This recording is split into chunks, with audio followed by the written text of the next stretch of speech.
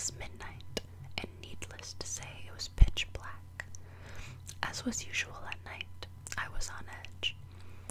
I had the radio off and could hear nothing but the muffled roar of tires on pavement and the dull hum of the engine. I stole a glance into the middle rearview mirror and saw nothing but darkness through the back window. I know that I looked backward and saw nothing, I'm sure of it, just the seemingly endless blackness of the night.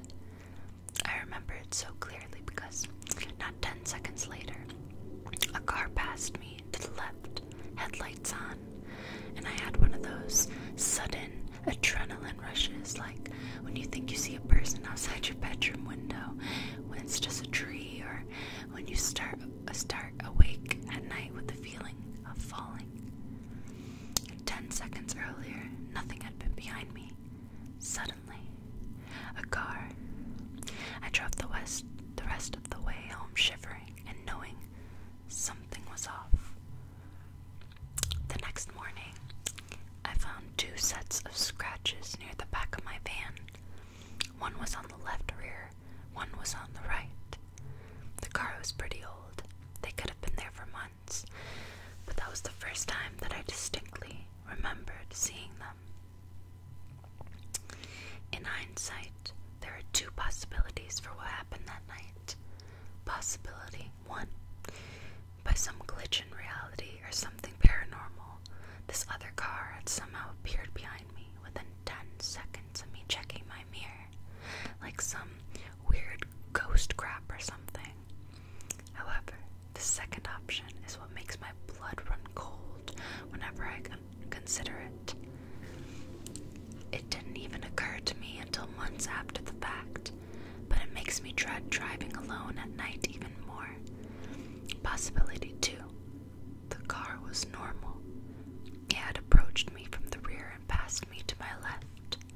However, something large and wide, and as black as the night, had been clinging to the rear of my car, obscuring my view through the window and leaving deep scratches on the side. And I had driven it home with me.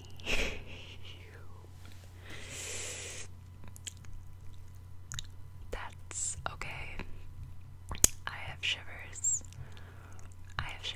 Like, I hope you guys do too, because I'm about to cry. That's so creepy. Spooky. Okay. The second. Instant messaging. I don't know if I should. I think I might talk like this for this one and then go back and forth from whispering to soft speaking. Okay. I feel like I have a bubble in my throat. It all started on the 14th night of March, the night of my parents' 20th wedding anniversary. It was a wonderful sunny day, if memory serves, surprisingly warm for before the beginning of spring. The beautiful weather was perfect for the atmosphere that day. Being married for 20 years is obviously a great occasion, so my parents had booked a table for our favorite Italian restaurant. Of course, this was a formal occasion, so I had my best suit on. It was 5:33, and I was just straightening my tie when my phone went off. I received a message. That's strange, I thought. That never happens. Same. I checked the message. It was from my mom. It was quite a jumble of numbers and letters, but through the vocabulary stew I could make out the legible phrase, "Please help me." I should go without saying that this had me worried greatly, so I immediately replied, "Are you okay?" Just as instantly, I got another text which read, "Oops, pocket text." I sighed with all the relief I had and continued to prepare myself. A few minutes later, I received yet another message, this time from my dad. I checked the text, and once again, it was a massive mixture of letters and numbers with the phrase, "Please help me," concealed within. Creepy though this was, my dad was always a jokester, so I presumed that he was just joking around, until I was sent another text saying, "Oops, pocket text." Now this sparked panic, pure, unmistakable panic. Exactly half a minute passed when I received the exact same message from my sister. This could not be coincidental. It just couldn't. In a state of sheer anxiety, I started to run to the restaurant. I made it about a quarter of the way before I was stopped by a police officer. "Main road's closed," he said. "Huge car crash." This was the exact moment I realized just what had happened. I demanded to see the wreckage, a request I'm surprised was allowed. When I got there, it wasn't the remnants of the car that caught my eye. Not the flames billowing from the destroyed vehicle. No. I was horrified to see the lifeless corpses of my mother, father, and sister. I asked for the estimated time of deaths. All 3 of them were killed instantly at the collision at 5:32. Jeez. That's scary. That was creepy. Okay. Number 3. Ooh, this sounds fun. This is called roommate troubles. Okay. This actually happened to me a few years back at the University of the Arts in Philadelphia. My sophomore year, I roomed with a girl named Kara. I'll say Kara. She was a jazz vocalist, but her main interest was opera. We had a small room on the 6th floor of a dormitory called Jupiter Hall. The walls were thin, and her last night singing... Oh my gosh, I have like a bubble in my throat. Okay. The walls were thin, and her last night singing and voice practice... Late night singing, I think they meant. And voice practices would keep me up late. After a month or so of lost sleep, I convinced her to move her late night practices to the music studios in the theater building a block away. Around 8 one evening, Kara announced that she would be practicing late for an upcoming recital and probably wouldn't be home until around midnight. Great, I thought, so that means I can go to bed early. I was beat and had a horrible day in acting studio and was ready to pass out as soon as I had dinner. She said goodnight and left, coffee and a sheet of music in hand. I made some grilled cheese and soup, gobbled it down, and immediately began to prepare for bed. By the time I got out of the shower, my eyelids were so heavy I could hardly brush my teeth. I pulled on my PJs and crawled into the top bunk of our bunk bed. I was out as soon as my head hit the pillow. I should take a second to describe the layout of our apartment. When entering the apartment, the bedroom was through a nice door immediately to the left. Our bathroom was inside the bedroom, just past the bunk beds.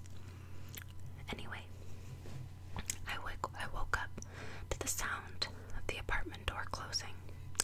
I opened my eyes and groggily checked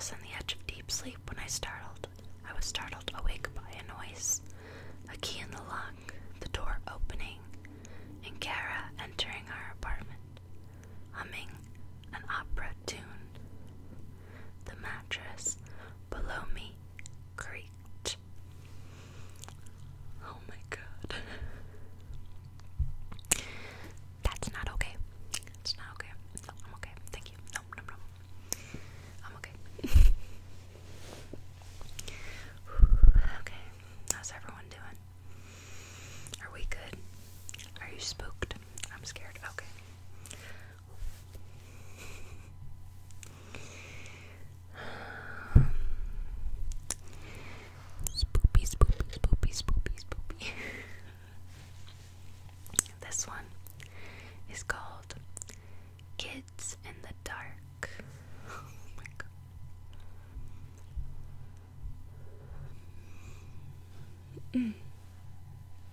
Okay. Growing up poor in the deep south meant sharing a lot with my little brother, Ali. Most often, we'd pass toys, clothes, and skin conditions between us. Up until he was 6, we even shared a bed. Neither of us was happy about that. It was my 10th birthday when that changed. I got one present that year, and it was a bed of my own. Ollie was jealous right away, and I could understand why. He had to keep the half-broken down frame with the worn-out mattress. The one I'd gotten wasn't much better, but not being broken and worn was enough. Sleeping apart was a great feeling. It was freedom, and no longer would I have to suffer from the panic sudden kicks into the stomach. No longer would I wake up with Ollie's foot pressed into my neck like he stepped on Dracula the night before. At least, that's what I thought. Right away, right after I got the new bed, the shriek started. At first, I thought Ollie woke up in the middle of the night and screamed because he'd gotten scared. Then the sound echoed through the tiny room again, and I knew it wasn't a normal cry. The room was always black as pitch after sunset. The one window we had was pressed against a long leaf pine, and even the biggest, brightest moon cast no light inside. The shriek just about drove me crazy. Every night, probably at the exact same time, these sharp yelps would knock me right out of my dreams. It wasn't my mom or dad yelling either. I knew what that sounded like, believe me. Most worrying of all was the fact that I could never tell where it was coming from. It had seemed completely random. One night it'd come from somewhere near the closet. The next, it'd shoot out from the corner of the ceiling. Any hope I'd had of having my own space would get dashed every time as Ollie would silently slip into bed with me, shaking like crazy. He'd clasp onto me and wouldn't let go until it was almost daybreak. Most times I'd take his hand and tell him everything was going to be okay, that it'd be over by morning, but I was never really sure. Over time, the shriek started changing. At first, it was only a small degrees, but eventually it took on the primal hooting sound of a primate calling out its fierce warning. I had to clasp pillows to my ears just to keep from going deaf. Mom and Dad never believed me or Ollie, basically because the thing, whatever it was, refused to make a peep when they were in my room. Apparently, they couldn't even hear it through the walls, even though it was damn sure loud enough. The shriek just got worse and worse until I felt like I couldn't take it anymore. Me and Ollie were doing really bad in school, and we just had no energy at all. I could sleep more deeply with my head propped up and eyes open in the middle of class than in my own room at night. Then, thankfully, we moved out of the house nearly a year later. I had contemplated all sorts of things. I'm not going to say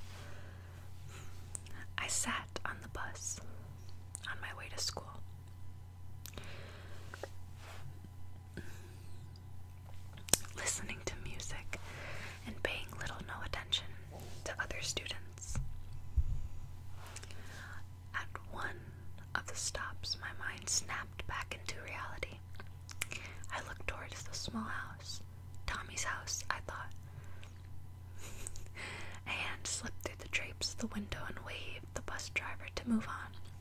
He's sick, I thought, paying no large amount of attention to the situation. The day flew by. I watched the local news channel after school, and what I heard paralyzed me. Tommy's entire family was killed that day by an unknown suspect. After hearing this news, I moved back up to my room and quietly fell asleep. The next day, I sat on the bus.